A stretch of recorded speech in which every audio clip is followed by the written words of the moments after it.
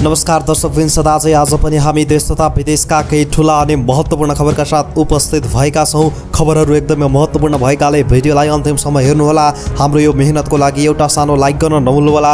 च्यानलमा नयाँ हुनुहुन्छ भने सब्स्क्राइब गरेर सँगै रहेको घन्टीलाई दबाई अलमा प्रेस गर्न पनि नभुल्नुहोला। आउनुहोस् लागौँ पहिलो खबरतर्फ। काठमाडौँ उपत्यकामा बिहानैदेखि सार्वजनिक सवारी साधन चल्न थालेका छन्। उपत्यकाका प्रमुख जिल्ला अधिकारीहरूको निर्णय अनुसार ठिक 2 महिनापछि सार्वजनिक बस सञ्चालनमा आएका हुन्। काठमाडौँ, ललितपुर र भक्तपुरका सिडिओहरूले 25 भन्दा धेरै सिट भएका सार्वजनिक बस जुटबिजुट प्रणालीमा सञ्चालन गर्न दिने गरी एक सातालाई निषेधाज्ञा थप गर्ने निर्णय गरेका थिए। उक्त निर्णय अनुसार 25 भन्दा धेरै सिट भएका सार्वजनिक बसहरू बिहानै 6 बजेदेखि साँझ 6 बजेसम्म मात्रै सञ्चालन हुन पाउनेछन्। बसमा आवश्यक स्वास्थ्य सुरक्षाका व्यवस्था समेत मिलाउनु पर्नेछ। कोरोना भाइरस कोभिड-19 को संक्रमण बढेपछि गत वैशाख 16 गतेदेखि काठमाडौँ उपत्यकामा निषेधाज्ञा जारी भएसँगै सार्वजनिक सवारी साधन सञ्चालन हुन पाएका थिएनन्। काठमाडौँ उपत्यकामा निजी सवारी साधन भने यसअघि नै जोड बिजोड प्रणाली अनुसार नै सञ्चालनमा आइरहेका छन्। दर्शकवृन्द, सरकारले बारम्बार लकडाउन थपिरहेको छ। यति बेला धेरै जनताले अब त लकडाउन खोलिदिए पनि हुन्थ्यो नि, खाना लाउन गाह्रो भइसक्यो भनेर आवाज उठाइरहेका छन्। तपाईँ पनि त्यही भन्नुहुन्छ भने नो मोर लकडाउन, कोठाबाट सुर साथै बैङ्कोरिन मिना लेख्न नबिर्सनुहोला। होइन, लकडाउन थपेको राम्रो यो भन्नुहुन्छ भने लकडाउन गर्नु। कोरोना भाइरस विरुद्धको लगाइने 2 मात्रा खोप फरक कम्पनीको लगाउँदा पनि राम्रो नतिजा आउने एक अध्ययनले दावी गरेको छ। बेलायतमा गरिएको एक अध्ययन अनुसार कोरोना संक्रमणलाई रोक्न एक व्यक्तिले फरक कम्पनीको खोप लगाउन सक्नेछन्। फाइजर र एस्ट्राजेनेकाको खोपमा पहिलो मात्रा एउटा कम्पनी र दोस्रो मात्रा अर्को कम्पनीको लगाउँदा प्रभावकारी देखिएको अध्ययनको निष्कर्ष रहेको छ। यो विधि मार्फत रोग प्रतिरोधात्मक क्षमतालाई थप बलियो बनाउने विज्ञहरूले दावी गरेका छन्।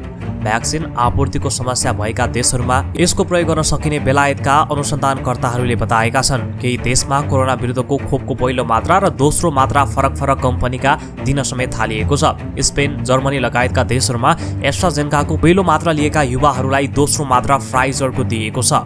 त्यस्तै भारतको उत्तर प्रदेशमा पर्ने सिद्धार्थ नगर जिल्लाको एक प्राथमिक केन्द्रमा पनि केही मानिसमा 2 कम्पनीको खोप दिएको थियो। गएको अप्रेलमा 20 जनालाई कोभिसिल्डको पहिलो मात्रा दिएको थियो भने दोस्रो मात्राको भ्याक्सिन दिएको थियो। उनीहरूलाई फरक कम्पनीका खोप दिने बित्तिकै तत्काल अनुसन्धान गर्न आदेश दिएको बीबीसीले जनाएको छ।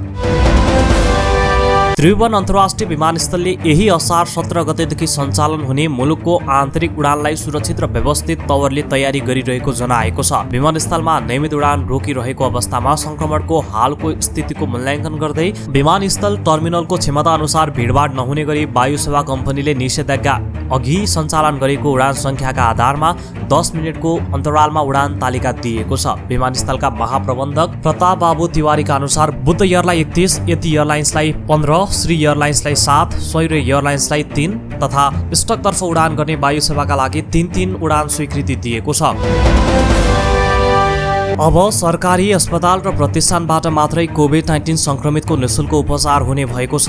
सरकारले कोभिड संक्रमितको निःशुल्क उपचारका लागि सम्झौता गरेका मेडिकल कलेजलाई कोभिड अस्पतालको सूचीबाट हटाएको छ। यसअघि सम्झौता गरिएका मेडिकल कलेजहरूलाई आजसम्म भर्ना भएकाहरूको आजकै मितिले 10 दिनसम्मको शोध भर्ना रकम गराइने र अब भर्ना भएका कोभिड संक्रमितको उपचार गरे बापतको शोध भर्ना रकम उपलब्ध नगराइने स्वास्थ्य तथा जनसङ्ख्या मन्त्रालयले जनाएको छ। सबै निजी अस्पताल तथा मेडिकल कलेजलाई कोभिड संक्रमितको उपचारमा सरकारले तोकेभन्दा बढी शुल्क नलिन पनि मन्त्रालयले आग्रह गरेको छ। सरकारले यसअघि विभिन्न निजी अस्पताललाई सम्झौता गरी कोभिड संक्रमितको निःशुल्क उपचारको व्यवस्था मिलाएको थियो। सामान्य संक्रमितको उपचार गरे बापत 3500, अक्सिजन सहितका संक्रमितको 7000 र सदन उपचार गरे बापत 15000 दैनिक प्रति व्यक्ति रकम उपलब्ध गराउँदै आएको थियो। पाका नागरिकलाई समेत खोप दिन नसकेको सरकारले विदेशमा काम गर्न जानेलाई खोपको प्राथमिकतामा समेत राखेको छैन। तर साउदी, कुवेत, युएई लगायतका खाडीका देशले खोप नलगाएका कामदारलाई लिन छाडेका छन् भने अरू देशले पनि त्यही उपाय लागू गर्न थालेका छन्। यसको मारमा श्रम स्वीकृति लिइसकेका र कम्पनीले दिएको बिदामा घर आएकाहरूलाई तत्कालै जानु परेको छ। खोप नपाएर उनीहरूको रोजगारी खतरामा परेको छ। खोपको कारणले रोजगारीमा जान वञ्चित श्रमिकको खोप कहिले पाउलान् त? स्वास्थ्य तथा जनसङ्ख्या मन्त्रालयका सहप्रवक्ता डाक्टर समीर कुमार अधिकारीसँग हामीले कुरा गरेका छौँ। खाडीका केही देशले खोप लगाएकालाई मात्र आफ्नो देश प्रवेशमा अनुमति दिने भएको छ। खोप लगाउन नपाउँदा अहिले धेरै श्रमिकको रोजगारी गुम्ने खतरा बढेको छ। उनीहरूले खोप लगाउन कहिले पाउँछन्? हाम्रो प्रश्नमा उनले भने पहिलो कुरा त खोपको अभावकै कारणले सबैलाई खोप लगाउन सकिएको छैन। प्राथमिकता निर्धारण गर्दै खोप लगाउनु परेको छ। खोपको प्राथमिकतामा कोरोना संक्रमणको जोखिम रहेका वर्गलाई बढी प्राथमिकता दिएर खोप लगाउँदै गयौँ। अहिले विभिन्न देशहरूले खोप लगाएकालाई मात्र आफ्नो देश प्रवेश गर्न दिने नियम लगाएका छन्। जसलाई विदेश जानु छ उहाँहरूलाई खोप लगाउने विषयमा हामी छलफल गरिरहेका छौँ। हामीसँग भएको खोपको दोस्रो मात्रा पुग्ने सुनिश्चितता गरेर क्रमशः उहाँहरूलाई पनि समावेश गर्दै जाने हो, डाक्टर समीर कुमार अधिकारीले भन्नुभयो।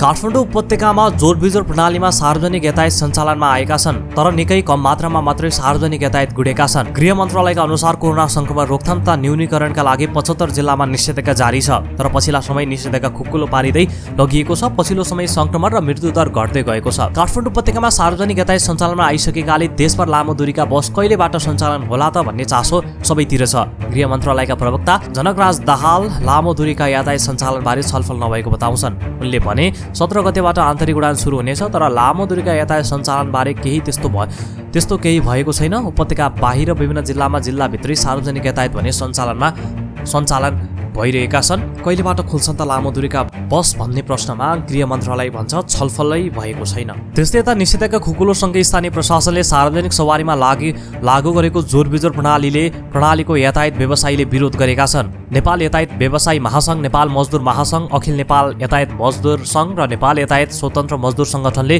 सबै सार्वजनिक यातायात असार 18 गतेदेखि सञ्चालन उद्घोष गरेका छन्। सरकारले काठमाडौँ उपत्यकामा भएका 6 लाख सार्वजनिक यातायात मध्ये 25 सिट क्षमताभन्दा माथि मात्रै सञ्चालन गर्ने भनेपछि 12,000 मात्रै सञ्चालन हुने भएकाले सरकारको निर्णयको विरोध गरेको व्यवसायीहरूको भनाइ छ। कोरोना संक्रमणको सुरुवातसँगै रोकिएको रोजगारी नियमित गर्न दक्षिण कोरियाले नेपाल सामु शर्त राखेको छ। नेपाली श्रमिक लैजान दक्षिण कोरियाले 3वटा शर्त राखेको वैदेशिक रोजगार विभागका महानिर्देशक कृष्ण प्रसाद दवाडीले बताउनुभयो। नेपालबाट सिधै कोरिया उडान हुनुपर्ने, त्यहाँ पुगेर कोरोना बिमा गर्नुपर्ने र त्यहाँ श्रमिकले आफ्नै खर्चमा क्वारेन्टिन बस्नुपर्ने शर्त दक्षिण कोरियाले राखेको हो। यी शर्त पूरा गर्ने भएमा श्रमिक लैजाने प्रक्रिया अघि बढाउने कोरियाले बताएको महानिर्देशक दवाडीले बताए। यस विषयमा निर्णय गर्न विभागले केही दिन पहिले नै श्रम रोजगार तथा सामाजिक सुरक्षा मन्त्रालयलाई फाइल पठाइसकेको छ।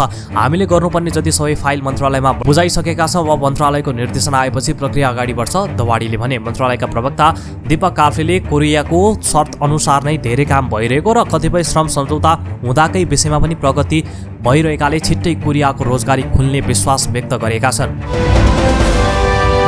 विदेशबाट कोरोना विरुद्धको दुवै खोप लगाएर आएकालाई अब 10 दिन सेल्फ क्वारेन्टिनमा बस्ने गरी सिधै गन्तव्यमा जान दिइने भएको छ।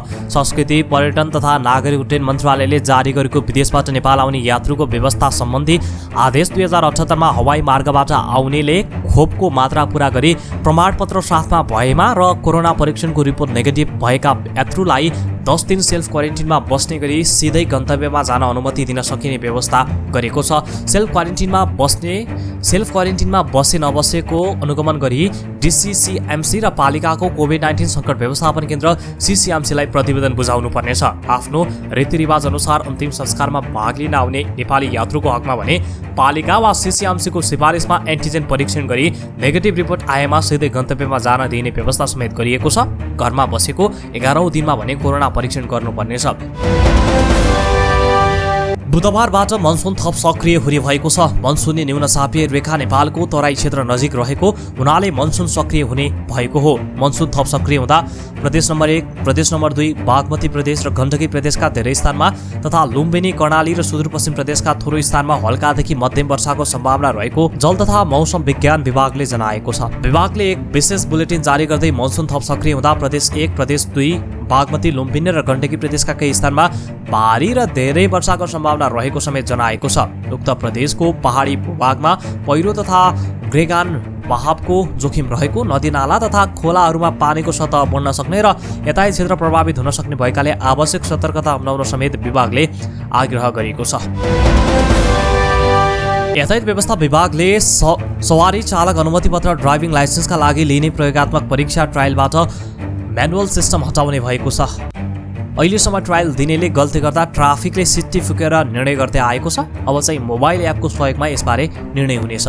त्यसका लागि मोबाइल एप तयार गरी परीक्षण समेत गरिसकेको यातायात व्यवस्था विभागका महानिर्देशक नवराज घिमिरेले जानकारी दिए। मानवीय त्रुटि हटाउन, परीक्षकले आफै पास वा फेल गराउन नसकोस् र नतिजा पारदर्शी र निष्पक्ष होस् भनेर यो प्रणाली लागू गरिएको उनले बताए। यो प्रणाली ए, बी र के क्याटेगोरीमा लागू हुनेछ। विभागले यो नियम साउनदेखि कार्यान्वयन गर्ने तयारी थालेको छ। सेवाग्राहीले हाजिरीका लागि सबैभन्दा पहिले फोटो खिचाउँछन्। यसो गर्दा एकजनाको साथमा अर्कोको परीक्षा दिने सम्भावना कम हुने विभागको विश्वास छ। त्यसपछि परीक्षार्थीलाई सवारी नम्बर दिन्छ। परीक्षार्थीलाई 5 वटा चरणमा भाग लगाइएका अनुसार 5 ठाउँमा परीक्षण राखिने विभागका कम्प्युटर इन्जिनियर सन्तोष पोखरेलले बताए। ती परीक्षकको एपमा युजर नेम र पासपोर्ट हुन्छ। सबैले आफ्नो क्षेत्रको मात्रै नतिजा एपमा पठाउन पाउने पोखरेलले जानकारी दिए। परीक्षार्थीले गल्ती गरे सोही अनुसार नम्बर काटिँदै जान्छ। नम्बर काटिए पनि 100 पूर्णाङ्कमा 70 नम्बर ल्याई पास हुने उनले जानकारी दिए।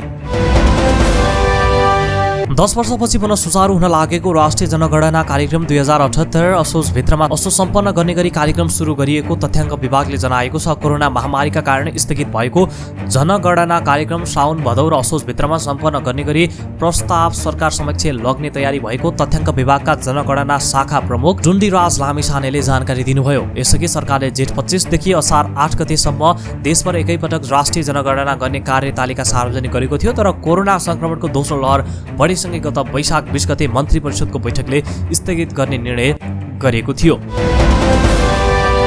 कोरोना खोप नलगाई साउदी जाने नेपाली श्रमिकले अब होटेल क्वारेन्टिन खर्च तिर्न नपर्ने भएको छ। साउदीमा रहेको नेपाली दूतावासको अनुरोधमा अब रोजगारदाताले नै खोप नलगाई आएका नेपाली श्रमिकलाई होटेल क्वारेन्टिन खर्च तिरिदिने व्यवस्था भएको दूतावासले जनाएको छ।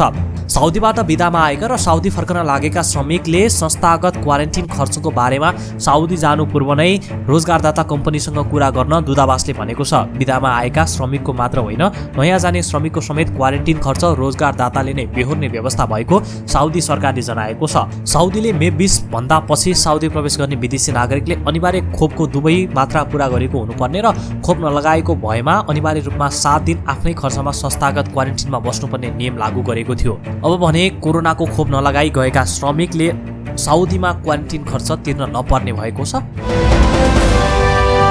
स्वदेशी लगानीमा दोलखाको बेगो गाउँपालिकामा निर्माणाधीन माथिल्लो तामाकोशी जलविद्युत आयोजनाको पहिलो युनिटबाट आगामी सोमबार विद्युत उत्पादन हुने भएको छ। 76 मेगावाटका 6 युनिट रहेको आयोजनाको कुल जडित क्षमता 456 मेगावाट छ। 21,000 सोमबारदेखि पहिलो युनिटबाट विद्युत उत्पादन सुरु गर्ने तालिका तय गरिएको आयोजनाले जनाएको छ। पहिलो युनिटबाट विद्युत उत्पादन भएपछि बाँकी युनिटबाट क्रमशः विद्युत उत्पादन हुनेछ। नेपाल विद्युत प्राधिकरणका कार्यकारी निर्देशक एवं माथिल्लो तामाकोशीका हितेन्द्र देव साक्य, प्रधानमन्त्रीका विकास विज्ञ गजेन्द्र थपलिया सहितको टोलीले आइतबार र सोमबार आयोजना निर्माण स्थलको अनुगमन गरेको थियो। कोरोनाको तेस्रो लहरको जोखिम बढेकाले यसको रोकथामका लागि आवश्यक तयारी गरिएको सरकारले जनाएको छ। स्वास्थ्य तथा जनसङ्ख्या मन्त्रालयका प्रवक्ता डाक्टर कृष्ण प्रसाद पौडेलले सम्भावित जोखिमलाई ध्यानमा दिँदै आवश्यकता अनुसार अस्पतालभित्र अक्सिजन थप गरिएको तथा सीमा नाकाहरूमा परीक्षण गर्ने काम भइरहेको जानकारी दिनुभयो। यसको लागि सबै सचेत र जिम्मेवारी हुन पनि उहाँले आग्रह गर्नुभएको छ। कोरोनाको दोस्रो लहर कायमै रहेको र तेस्रो लहर पनि जोखिम रहेकाले मास्क लगाउने, भौतिक दूरी कायम गर्ने, भिडभाड नगर्ने लगायतका स्वास्थ्य मापदण्डका ध्यान दिन उहाँले सल्लाह दिनुभएको छ। त्यस्तै कोरोना भइसकेपछि पनि गम्भीर खालको स्वास्थ्य समस्या भएकालाई सरकारी अस्पतालमा जाँच गर्न पनि उहाँले आग्रह गर्नुभएको छ। भारतमा कोरोना भाइरस कोभिड-19 का दैनिक नयाँ संक्रमितको संख्या 37,000मा झरेको छ। भारतको स्वास्थ्य तथा परिवार कल्याण मन्त्रालयका अनुसार पछिल्लो 24 घण्टामा भारतमा कोरोनाका 37,566 नयाँ संक्रमित थपिएका छन्। भारतमा कोरोनाका दैनिक संक्रमितको संख्या गत मार्चको मध्यताकै सबैभन्दा कम हो। यससँगै भारतमा कोरोनाबाट संक्रमित हुनेको संख्या 3,03,16,000 नागेको छ। काठमाडौँ उपत्यका सहित विभिन्न जिल्लामा निषेधाज्ञा खुकुलो बनाइएको छ। कोरोना संक्रमण केही कम आएपछि जनजीवन सहज बनाउन भन्दै निषेधाज्ञा खुकुलो बनाइएको हो। तर जोखिम कायमै रहेकाले स्वास्थ्य मापदण्ड अनिवार्य पालना गर्न र सावधानी अपनाउन सरकारले आग्रह गरेको छ। खाद्यान्न, दूध तथा दूधजन्य पदार्थ, फलफुल, तरकारी, माछा, मासु, पूजा सामग्रीका पसल, खेलकुद सामग्री, स्टेसनरी, पुस्तक पसल बेलुका 6 बजेसम्म सञ्चालन गर्न पाइने भएको छ। डिपार्टमेन्टल स्टोर, कपडा, जुत्ता, fancy, cosmetic, sari, gift item, tailoring, सुन पसल, भाडा, भान्जा जन्य पदार्थ, भान्साजन्य विद्युतीय घरायसी सामग्री, अटोमोबाइल सोरुम, अटोमोबाइल पार्ट्स पसल, इलेक्ट्रोनिक पसल, निर्माणजन्य सामग्री लगायतका पसल भने बिहान 11 बजेदेखि 6 बजेसम्म मात्र सञ्चालन गर्न पाइनेछ। यसअघि यी पसलहरूमा बार तोकिएको थियो। सभा सम्मेलन, गोष्ठी, सिनेमा हल, चिडियाखाना लगायतका भिडभाड हुने क्षेत्र भने खुला गरिएको छैन। थपिएको निषेधाज्ञा आउँदो 21 गतेसम्म लागू हुनेछ। स्थानीय बजारमा सुनको मूल्य 1 सयले घटेको छ। नेपाल सुनचाँदी व्यवसायी महासङ्घका अनुसार आज छापावाला सुन प्रति तोला 90,600 रुपैयाँमा कारोबार भइरहेको छ। हिजो छापावाला सुन प्रति तोला 90,700 रुपैयाँमा कायम भएको थियो।